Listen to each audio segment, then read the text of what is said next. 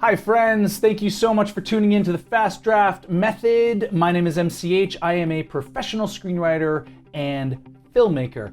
If you are new to the channel, well, a hearty welcome to you. And if you're a returning guest, thank you so much for coming by. Again, I know you have limitless options out there, so thank you for choosing to spend your very valuable time with me. If you are digging what I'm doing, I would be very grateful if you would like and subscribe and tell all your friends. Or you know what, better yet, just kind of cut and paste the URL to all your socials. That'd be nice.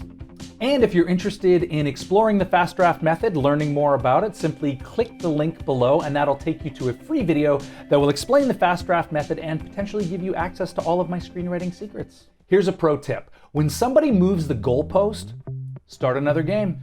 When I was an actor in film and television, I always thought that being an actor was a means to an end, right? And I think that's probably because I really wasn't that great at being an actor. Like, don't get me wrong, I was a very good actor and I was very professional. But there's a level of commitment involved in both the craft of acting and the job as an actor. And any actor who is really meant to act doesn't really say things like, yeah, this is a means to an end. But I did. Now, not out of disrespect for acting or actors. I love both actors and acting. Hey, if you want to do Shakespeare in the Park, I'm in. But it was because my mind was elsewhere. Like, look, I knew what was required of me and I delivered, but every time the director said, cut, I couldn't help but think of the mechanics of it all. I was more interested in creating and building rather than serving and experiencing. And that's not a very in-the-moment place for an actor to be. So I started writing. I naively thought that writing professionally was the same as acting professionally, meaning success was, for the most part based on how good the work was. And for all intents and purposes, it was a meritocracy.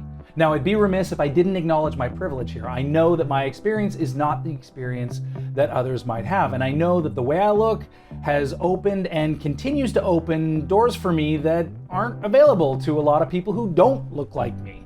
So you have to be invited to participate in the auditioning process, and many people have a tough time just getting through that door.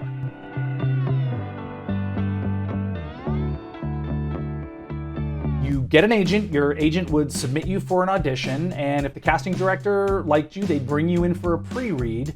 And then if you did well in the pre-read, they would bring you in for the audition. And then if you did well in the audition, they'd bring you in for a callback. And if you did well in the callback, you would get the part, or you wouldn't.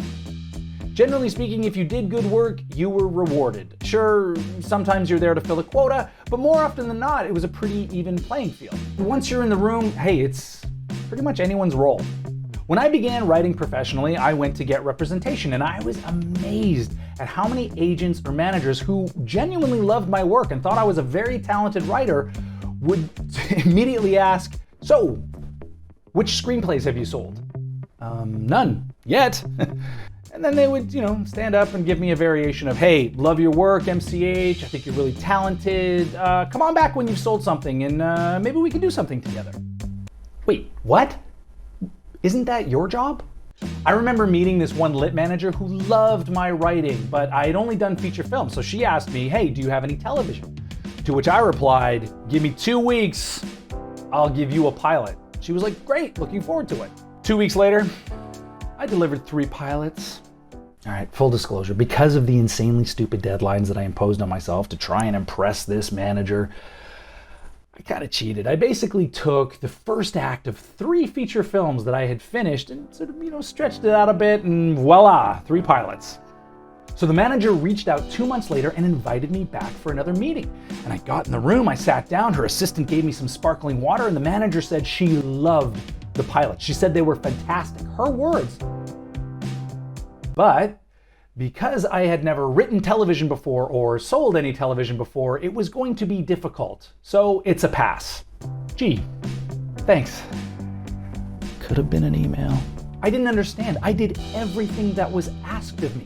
In acting terms, I had the pre-read, I had the audition, I got the callback, I created something that was objectively well received, and no. This rejection wasn't the standard rejection that I was used to as an actor. See, in acting, they just hire somebody else for the job. No, this rejection felt personal, like somebody moved the goalpost. I mean, especially considering I wasn't even auditioning for a job. I was auditioning for a chance to maybe, if all goes well, audition for a job. Lemonade out of lemons, right? Now I have 3 television pilots. So I continued to pitch to managers and agents, and every time the answer was the same. Hey, we love it! Pass. It appeared that I was the common denominator. Me, personally, not the work. But what was I doing wrong? I'm polite.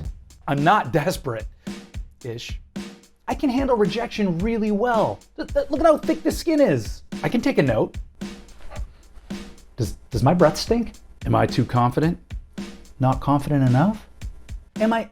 Oh, wait, yeah, no. Turns out it wasn't about me. Well, that's not entirely true. Let me rephrase. It was about me.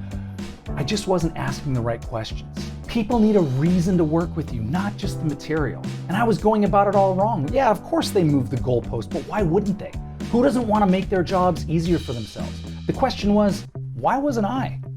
So the next manager I met, instead of saying, here's my stuff, please rep me, I said, all right, this is what I'm looking for in a manager. And I laid everything out. See, I started playing offense instead of defense. So if they did move that goalpost, I knew exactly where to attack. Anytime a manager said, well, you haven't sold anything, I would cut them off and say, look, if I was already selling my screenplays, what do I need you for? And if this is the only reason why you want to take me on as a client, I don't think this is a good fit. And then I would stand up, I'd shake their hand, thank them for their time, and walk out the door. Gatekeepers are going to move the goalpost. And you might be thinking, well, what good are they? Are they just jockeying for job security? What do they even do? But remember, agents and managers also have gatekeepers that are telling them the same bullshit that these agents and managers are telling you. So what do? You stick to the plan. If you're going to be a disruptor and play offense, well, you need somebody in your corner that's going to reflect that same style of play. You don't need to convince them that you're a good writer. They know you're a good writer. They can read. Don't ask to be a part of their team. Tell them why they should be on your team. Show them that you have a plan, that you're in this together, and that you have every intention, as this screenplay represents, to be successful in this film industry, and you want to share that success with them.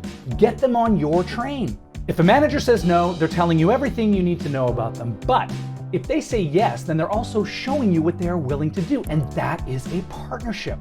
And with 2 people on the same team, you will have a much greater chance of scoring, no matter how many times that goalpost is moved. Thank you so much for tuning in this week. Be sure to stop by next week for another video on screenwriting. If you like what I'm doing, show me, just actually like it, and subscribe, and maybe tell your friends.